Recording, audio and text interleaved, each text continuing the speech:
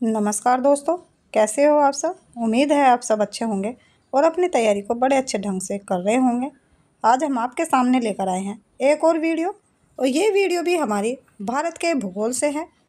और भारत के भूगोल से हमने पहले आपको एक क्लास करा दी है। आज की हमारी दूसरी क्लास हो जाएगी, और इस दूसरी क्लास में भी हम आपको वो सब क्वेश्चन कराएंगे जो बार बार आपकी परीक्षाओं में पूछे जाने वाले प्रश्न हैं। वीडियो शुरू करने से पहले अगर आपने अभी तक हमारे चैनल को सब्सक्राइब नहीं किया है तो आप हमारे चैनल को सब्सक्राइब अवश्य करें। वीडियो को अपने दोस्तों में भी शेयर करें। तो चलिए देर न करते हुए शुरू कर लेते हैं आज की ये वीडियो। और आज की वीडियो का पहला क्वेश्चन हो जाएगा, पहला क्वेश्चन हो जाएगा नदी द्वीप कौन है। तो नदी द्वीप है मंजुली द्वीप। मिलम ग्लेशियर भारत के निम्नलिखित में से किस राज्य केंद्र शासित प्रदेश में स्थित है। तो ये स्थित है उत्तराखंड में। निम्नलिखित में कौन सही सम्मिलित नहीं है। तो सही सम्मिलित आम्रवर्षा उड़ीसा नहीं है। सही सम्मेलन निम्नलिखित है। तो सही सम्मेलन निम्नलिखित हो जाएंगे आंधी, ये हो जाएंगे उत्तर प्रदेश। काल वैसाखी, ये हो जाएगा पश्चिम बंगाल। लू हो जाएगा उत्तर पश्चिम भारत, उत्तरी मैदान में पंजाब से बिहार तक का क्षेत्र। आम्रवर्षा हो जाएगी केरल, तटीय कर्नाटक। चौथा क्वेश्चन हो जाएगा भारत का थार मरुस्थल विश्व का सबसे घनी आबादी वाला मरुस्थल है, जिसका जनसंख्या घनत्व कितना है। इसका जनसंख्या घनत्व है 83 व्यक्ति प्रति किलोमीटर की पावर 2।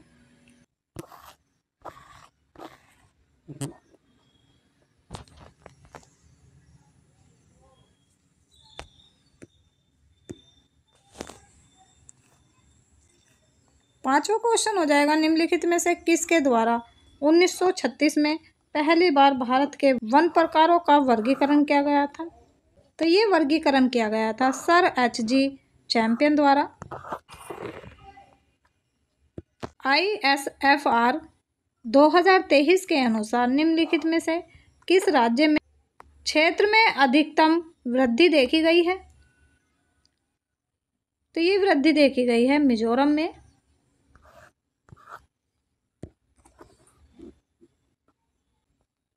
फॉरेस्ट रिपोर्ट सर्वेक्षण 2024 के अनुसार भारत में निम्नलिखित में से किस राज्य में वन आवरण का सबसे बड़ा क्षेत्र है।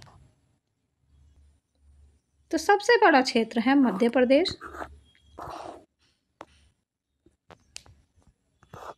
आठवां क्वेश्चन हो जाएगा भारत के किस राज्य में वन क्षेत्र सर्वाधिक है। तो ये वन क्षेत्र सर्वाधिक है मध्य प्रदेश में। बिनसर का जंगल भारत के किस प्रदेश केंद्र शासित क्षेत्र में अवस्थित है। तो ये अवस्थित है मध्य प्रदेश में। नौवां क्वेश्चन हो जाएगा बिनसर का जंगल भारत के किस प्रदेश केंद्र शासित क्षेत्र में अवस्थित है। तो ये अवस्थित है उत्तराखंड में।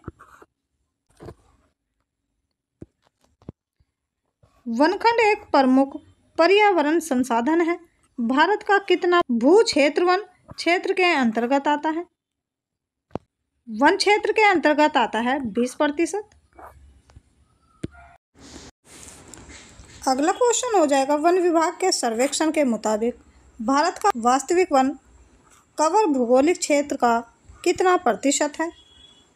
तो ये है 21.76%। भारत में निम्नलिखित में से किस प्रकार के वन का सबसे बड़ा क्षेत्र है।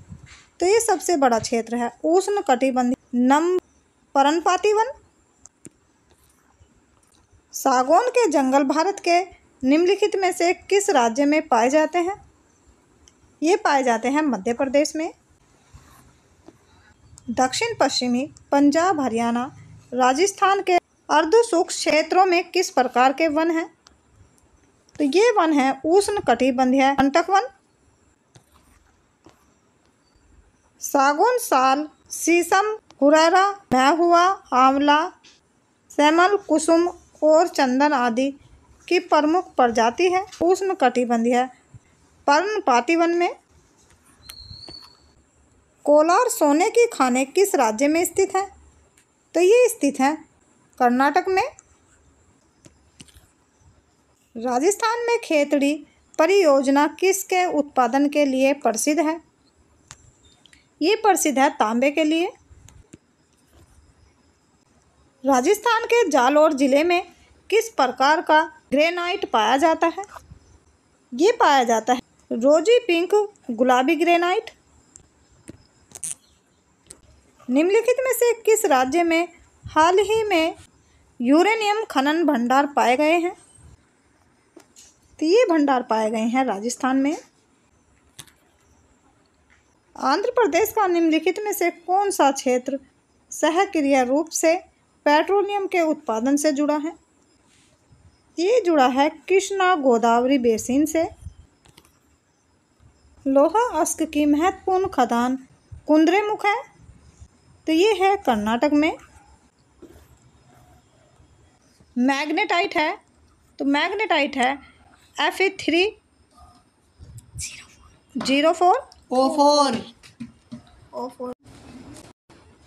Fe3O4। निम्नलिखित किसमें कार्बन नहीं होता? तो कार्बन इनमें से किसी में भी नहीं होता। मोनोजाइट किसका अयस्क है? तो मोनोजाइट अयस्क हो जाएगा थोरियम का। किस रेडियोधर्मी तत्व के विषय के सबसे बड़े भंडार भारत में पाए जाते हैं? तो भारत में सबसे बड़े भंडार पाए जाते हैं थोरियम के। भारत का रूर किस नदी बेसिन को कहा जाता है? ये कहा जाता है दामोदर नदी को। निम्न श्रेणी का भूरा कोयला कहलाता है? भूरा कोयला कहलाता है लिग्नाइट। निम्नलिखित में से किसे भूरा कोयला भी कहा जाता है? तो ये कहा जाता है लिग्नाइट को। निम्नलिखित में से किस स्थल पर झारखंड में कोयला क्षेत्र स्थित है? तो ये स्थित है झरिया में। बालाघाट का मल्लज खंड क्षेत्र राजस्थान में झुंझुनू का खेतड़ी सिंगान क्षेत्र के महत्वपूर्ण खनन केंद्र है, तो ये खनन केंद्र है तांबे का। भारत में पाए जाने वाला कौन एक गैर धात्विक खनिज है? तो ये खनिज है पायरोफाइलाइट का। भिलाई इस्पात संयंत्र के लोहे अयस्क स्रोत हैं। लोहे अयस्क स्रोत हो जाएंगे राजहर का। भारत में न्यूनमती स्थान निम्नलिखित में से किस उद्योग से संबंधित है? ये संबंधित है पेट्रोलियम उद्योग से। किस राज्य की स्थापित बिजली उत्पादन क्षमता सबसे अधिक है? तो ये क्षमता सबसे अधिक है गुजरात की। भारत का सबसे बड़ा सौर ऊर्जा संयंत्र निम्नलिखित में से किस जिले में स्थापित किया गया है? तो ये स्थापित किया गया है मिर्जापुर में। कुंडनकुलम परियोजना किस राज्य में स्थित है? ये स्थित है तमिलनाडु में। निम्नलिखित में से कौन सा नाभिकीय शक्ति संयंत्र उत्तर प्रदेश में स्थित है? ये स्थित है नैरोरा। फ्लाई ऐश है ऐश के लघुकण। वह उद्योग जो खनिजों का उपयोग कच्चे माल के तौर पर करते हैं क्या कहलाते हैं? ये कहलाते हैं खनिज आधारित उद्योग। निम्नलिखित में से कौन सा युग्म अंशगत है? तो ये है परमाणु विद्युत संयंत्र। निम्न में विद्युत उत्पादन करने में सर्वाधिक हिस्सा किसका है? तो सर्वाधिक हिस्सा है ताप विद्युत का। टाटा पावर सोलर ने किस राज्य में भारत की सबसे बड़ी फ्लोटिंग सौर ऊर्जा परियोजना शुरू की? तो ये शुरू की थी केरल ने।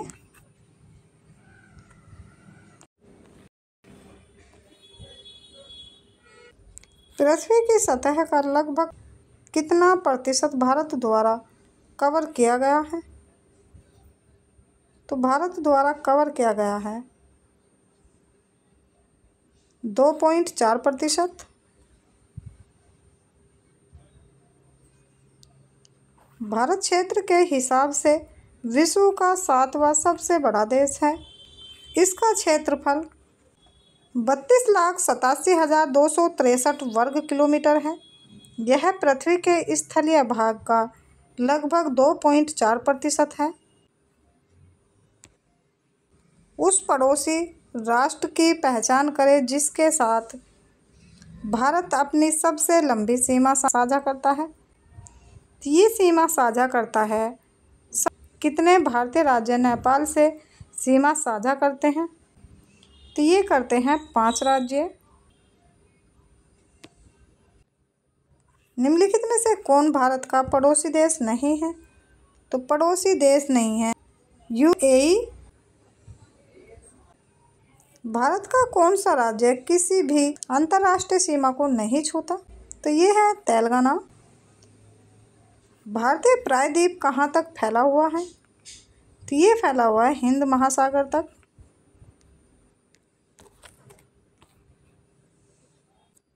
भारत का अक्षांशीय विस्तार उत्तर से उत्तर तक है। तो ये है 8 डिग्री 4 अनुपात 37 डिग्री 6। भारत की मानक यामोत्तर रेखा है। तो ये है 82 डिग्री 30 पूर्वी देशांतर। भारत का सबसे उत्तरी अक्षांश है। तो भारत का सबसे उत्तरी अक्षांश है 37 डिग्री 6। कर्क रेखा निम्नलिखित में से किन राज्यों से गुजरती है? तो ये गुजरती है गुजरात से, झारखंड से और मिजोरम से। भारत के निम्नलिखित 8 राज्यों से होकर गुजरती है: राजस्थान, गुजरात, मध्य प्रदेश, छत्तीसगढ़, झारखंड और पश्चिमी बंगाल, त्रिपुरा और मिजोरम। निम्नलिखित में से कौन सा जिला भारत के अंतर्राष्ट्रीय सीमा पर है? तो ये जिला है किन्नौर। किन्नौर हिमाचल प्रदेश का एक जिला है जो पूर्व में तिब्बत से घिरा हुआ है। निम्नलिखित में से किस देश के साथ भारत की अंतर्राष्ट्रीय सीमा नहीं लगती है? अंतर्राष्ट्रीय सीमा नहीं लगती श्रीलंका के साथ। भारत की सीमाएं कितने देशों से लगती हैं? तो ये लगती हैं 7 देशों से। भारत की सीमा स्थलीय 7 देशों से लगती है। पहला पाकिस्तान, दूसरा बांग्लादेश, तीसरा चीन, चौथा नेपाल, 5वां म्यांमार और 6वां भूटान और 7वां है अफगानिस्तान। भारत की स्थलीय सीमा की लंबाई है 15,200 किलोमीटर। उत्तर प्रदेश भारतीय संघ में कितने राज्यों के साथ अपनी सीमा साझा करता है? तो ये सीमा साझा करता है 8 राज्यों के साथ। उत्तर प्रदेश 8 राज्यों में साझा करता है, तो ये 8 हो जाएंगे: उत्तराखंड, हिमाचल प्रदेश, हरियाणा, राजस्थान, मध्य प्रदेश, छत्तीसगढ़, झारखंड एवं बिहार के साथ अपनी सीमा साझा करता है। इसके अतिरिक्त केंद्र शासित प्रदेश दिल्ली एवं अंतर्राष्ट्रीय सीमा नेपाल के साथ भी साझा करता है। सिक्किम निम्नलिखित में से किस देश के साथ सीमा साझा करता है? ये साझा करता है नेपाल, भूटान और चीन। ये आंसर हो जाएगा ये सभी। भारत और श्रीलंका को अलग करने वाली जल राशि कौन सी है? तो ये हो जाएगी पाक जल संधि। निम्नलिखित में से क्या 10 डिग्री चैनल से अलग किए गए हैं? 10 डिग्री चैनल से अलग किए गए हैं अंडमान और निकोबार द्वीप समूह को। भारत का सबसे दक्षिणी शोर कौन सा है? तो भारत का दक्षिण शोर है इंदिरा पॉइंट। पूर्वी तटीय मैदान के दक्षिण भाग को तट कहा जाता है। तो ये कहा जाता है कोरोमंडल को। प्रायद्वीपीय भारत का दक्षिण छोर कन्याकुमारी स्थित है। ये स्थित है भूमध्य रेखा के उत्तर में। भारत ने पृथ्वी के धरातल का कितना प्रतिशत घेरा हुआ है? तो ये घेरा हुआ है 2.4%। भारत के किस राज्य में कर्क रेखा ट्रॉपिक ऑफ कैंसर के अति समीप स्थित कोई शहर है? तो ये शहर है त्रिपुरा।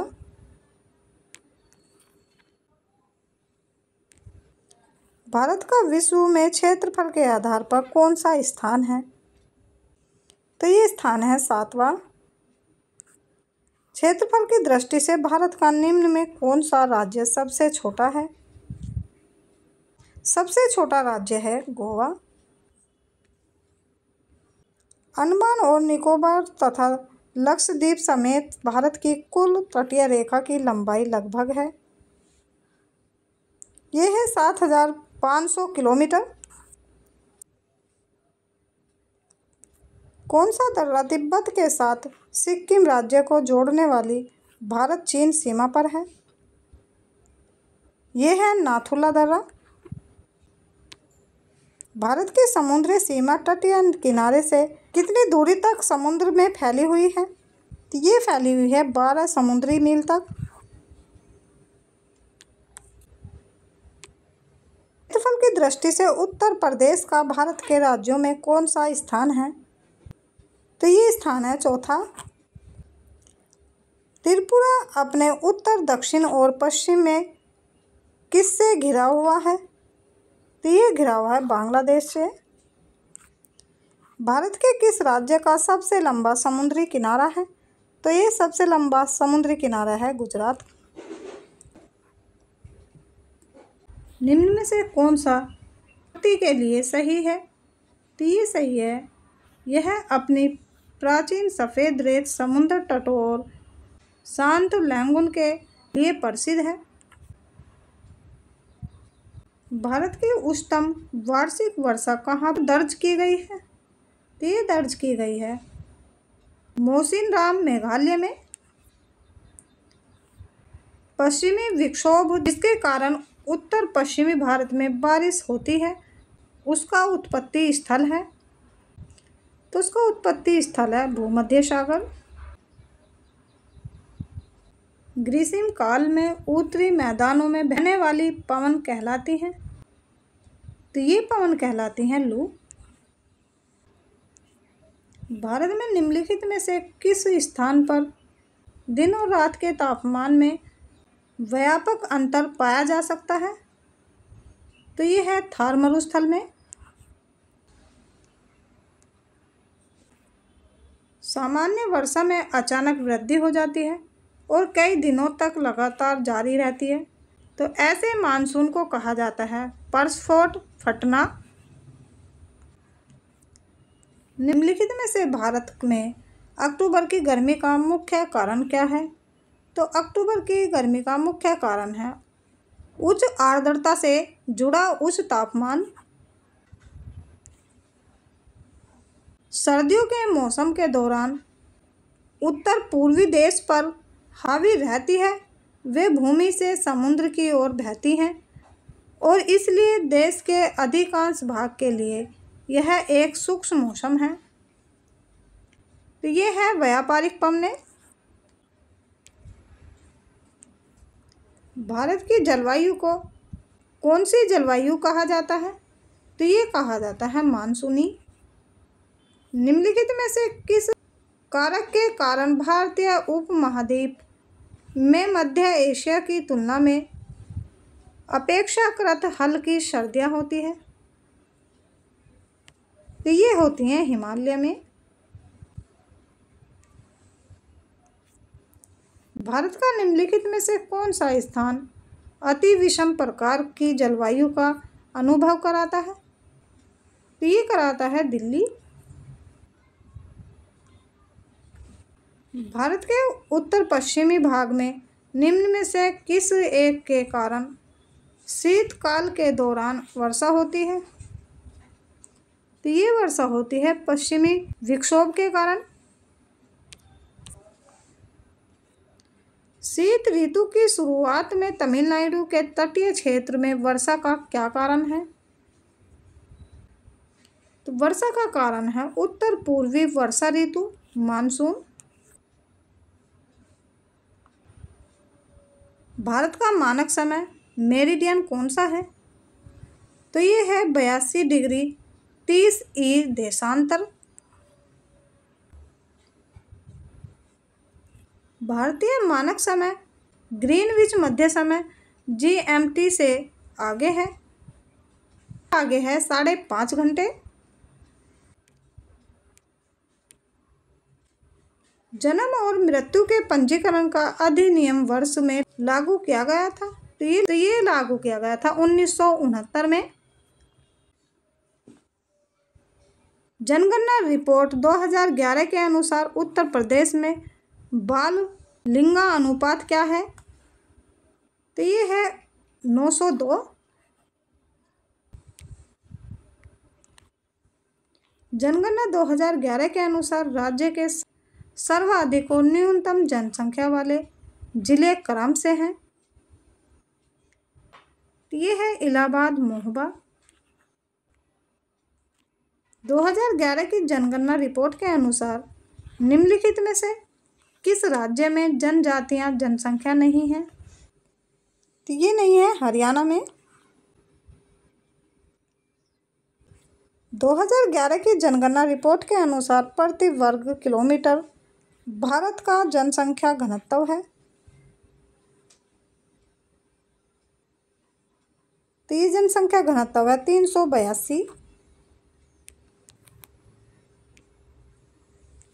2011 की जनगणना रिपोर्ट के अनुसार निम्नलिखित में से किस राज्य में जनसंख्या घनत्व सर्वाधिक है? तो ये सर्वाधिक है बिहार में। 2011 में हुई जनगणना के अनुसार भारत की कुल जनसंख्या में अनुसूचित जातियां कितने प्रतिशत हैं? तो ये है 16.6%। 2011 की जनगणना के अंतिम आंकड़ों के अनुसार सबसे बड़े राज्य उत्तर प्रदेश में देश की कुल जनसंख्या का कितना प्रतिशत हिस्सा निवास करता है? तो ये निवास करता है 16.49%। निम्नलिखित में से वह कौन सा राज्य है जिसकी 2011 में जनगणना के अनुसार सबसे अधिक जनसंख्या सघनता है? तो ये है पश्चिमी बंगाल।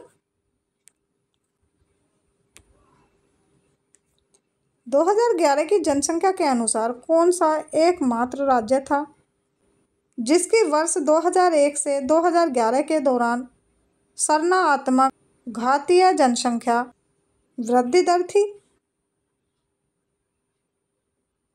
तो ये थी नागालैंड की।